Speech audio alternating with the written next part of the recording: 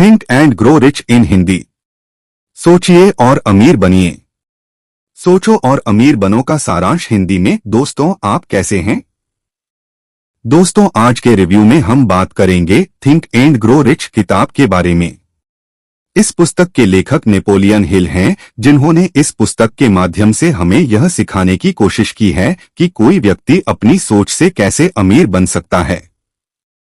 Think and grow rich एक अंतर्राष्ट्रीय bestseller है, जिसकी अब तक लाखों प्रतियां बिक चुकी हैं। आज हम इस बायोडाटा पर चर्चा करेंगे। तो चलो शुरू हो जाओ। अमेरिकी लेखक नेपोलियन हिल की किताब think and grow rich bestseller बनी। नेपोलियन हिल ने 20 साल की कड़ी मेहनत के बाद इस किताब की रचना की। यह पुस्तक हमें वित्तीय स्वतंत्रता प्राप्त करने में मदद करती है। हालांकि नेपोलियन हिल ने वित्त और सफलता पर कई किताबें लिखीं, लेकिन 1937 में प्रकाशित उनकी पुस्तक थिंक एंड गेट रिच ने उन्हें अधिक प्रसिद्धि दिलाई। इस पुस्तक में वह हमें धन का सिद्धांत समझाते हैं। दोस्तों, थिंक एंड गेट रिच पुस्तक में लेखक नेपोलियन हिल ने विभिन्न अध्यायों में पैसे के विषय को बहुत ही सरलता से समझाने की कोशिश की है। यहाँ कुछ मुख्य अध्याय हैं। विचार ही वस्तु है। इच्छा, आस्था, आत्मसुझाव, विशेषज्ञों का ज्ञान, कल्पना, सुव्यवस्थित योजना, निर्णय, लगन, मास्टर माइंड की शक्ति, अवचेतन मस्तिष्क, डर के 6 भूत। एक विचार ही वस्तु है। वे कहते हैं कि हम जैसा सोचते हैं वैसा ही बन जाते हैं। दोस्तों, वर्तमान में हम जो भी हैं, हम अपने अतीत के विचारों पर आधारित हैं और हमारे वर्तमान विचार ही तय करते हैं कि हम भविष्य में क्या होंगे।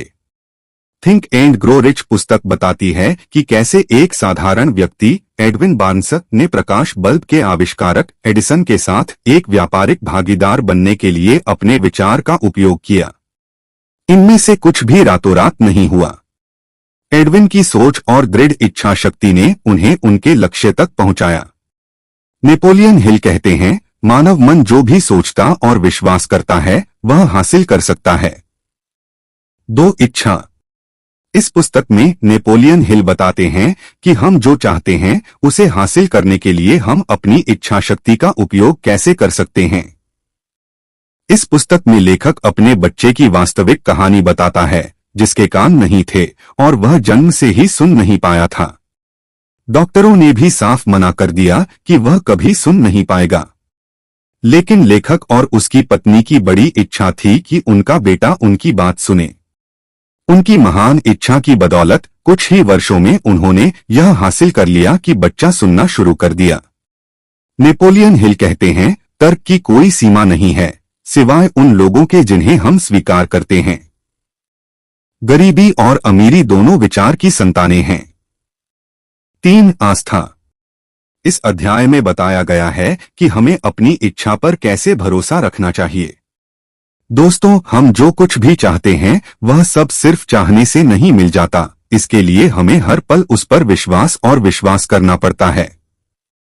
यह अध्याय बताता है कि हम विश्वास कैसे विकसित कर सकते हैं और आत्मविश्वास का सूत्र भी बताते हैं। 4 आत्मसुझाव। दोस्तों, आत्मसम्मोहन का मतलब है कि हम खुद अपने दिमाग को समझाएं कि हमारा लक्ष्य क्या है और हम इसे कैसे हासिल कर सकते हैं।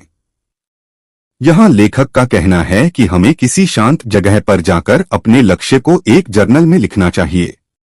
हमें यह लिखना चाहिए कि हम क्या चाहते हैं या हमें कितना पैसा चाहिए, और फिर यह लिखना चाहिए कि उस राशि या लक्ष्य को हासिल करने में हमें कितना समय लगेगा। इसके बाद हमें इस लिखित लक्ष्य को प्रतिदिन सुबह शाम अवश्य पढ़ना चाहिए। ऐसा तब तक करना चाहिए जब तक यह विचार या लक्ष्य हमारे अवचेतन में स्थिर न हो जाए। यदि हम सफल हुए तो हम अपना लक्ष्य अवश्य प्राप्त कर लेंगे। नेपोलियन हिल कहते हैं, हर कठिनाई, हर विफलता, हर दुख में एक समान या उससे भी बड़ी भलाई का बीज छिपा होता है। 5 विशेषज्ञों से ज्ञान। इस अध्याय के माध्यम से लेखक यह कहना चाहता है कि हमने अपने लक्ष्य तो लिख लिए हैं, लेकिन यदि हमें इस लक्ष्य के बारे में विशेष जानकारी नहीं है तो हम इसे हासिल नहीं कर पाएंगे। इसलिए आप क्या बनना या बनना चाहते हैं, इसका ज्ञान अपनाएं, तभी आप सफलता प्राप्त कर सकते हैं। 6. कल्पना। यह समृद्धि की दिशा में एक महत्वपूर्ण कदम है। कल्पना वास्तव में वह कार्यशाला है जिसमें सभी मानव निर्मित योजनाएं आकार लेती हैं। यहां भावनाओं या इच्छाओं को मस्तिष्क की कल्पना द्वारा आकार, रूप और प्रभाव दिया जाता है। 7. सुव्यवस्थित योजना। दोस्तों, हमें अपने लक्ष्यों को प्राप्त करने के लिए एक सुव्यवस्थित योजना बनाने की आवश्यकता है, तभी हम अपने लक्ष्यों को प्राप्त कर सकते हैं।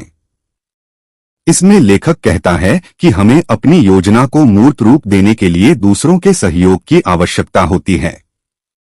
अब प्रश्न यह है कि अन्य लोग हमारा सहयोग क्यों करेंगे? अगर हम पहले उनकी मदद करेंगे तभी वे हमारी मदद करेंगे। हमें उन लोगों को अपने साथ लेना चाहिए जो हमारे लक्ष्यों को प्राप्त करने में शामिल हैं।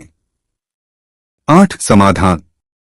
इस अध्याय में लेखक कहते हैं कि हमें काम टालने की आदत पर काबू पाना होगा, तभी हम अपने निर्णयों पर टिके रह सकते हैं। अपने लक्ष्य को प्राप्त करने के लिए हमें जो भी निर्णय लेना है वह स्वयं ही लेना होगा। 9. दृढ़ता। इस अध्याय में लेखक का कहना है कि इच्छाओं को आर्थिक समक्षों में बदलने की प्रक्रिया में प्रतिबद्धता एक महत्वपूर्ण तत्व है। यदि हम इच्छा शक्ति को दृढ़ संकल्प के साथ जोड़ दें तो हम जल्द ही अपने लक्ष्य प्राप्त कर लेंगे। 10. मास्टरमाइंड की शक्ति। पैसा कमाने में सफलता के लिए ताकत महत्वपूर्ण है।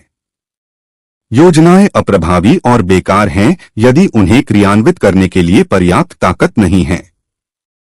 यह अध्याय उस विधि की व्याख्या करता है जिसके द्वारा कोई व्यक्ति शक्ति प्राप्त कर सकता है और उसका उपयोग कर सकता है।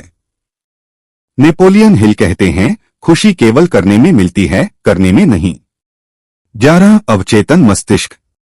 आप अपने अवचेतन मन को पूरी तरह से नियंत्रित नहीं कर सकते हैं, लेकिन आप इसे कोई भी योजना, इच्छा या लक्ष्य दे सकते हैं जिसे आप प्राप्त करना चाहते हैं।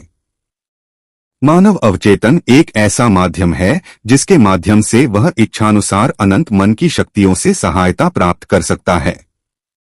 12. भय की 6 आत्माएं।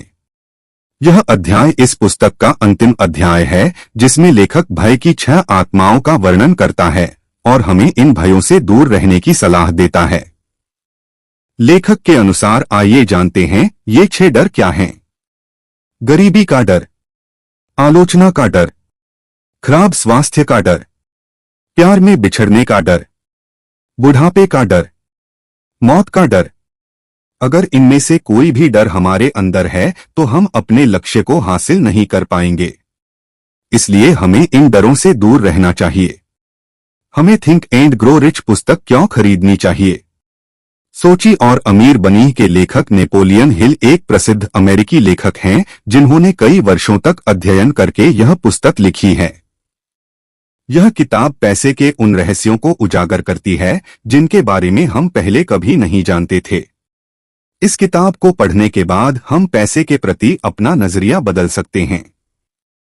यह हमें दिखाता है कि हम अपनी सोच से कैसे अमीर बन सकते हैं और हमें वे नियम भी बताते हैं जिनके द्वारा हम इसे हासिल कर सकते हैं।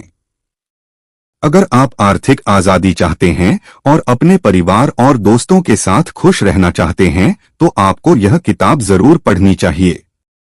मैंने यह किताब 2 बार पढ़ी है और हर बार जब मैं इसे पढ़ता हूं तो मुझे अच्छा लगता है और हर बार कुछ नया सीखने को मिलता है। इस बुक के बारे में बताने की मुझे ज्यादा आवश्यकता नहीं है क्योंकि यह पुस्तक अपनी बिक्री के सारे रिकॉर्ड तोड़ चुकी है। यह एक बेस्ट सेलर बुक है। मुझे इस पुस्तक ने बहुत कुछ सिखाया है। धन के ब्लूप्रिंट को समझने में थिंक एंड ग्रो रिच ने मेरी काफी हेल्प की है। इस पुस्तक से आप मनचाही सफलता अर्जित कर सकते हैं। इसलिए आई स्ट्रांगली रिकमेंड यू, यह पुस्तक आपको जरूर पढ़नी चाहिए।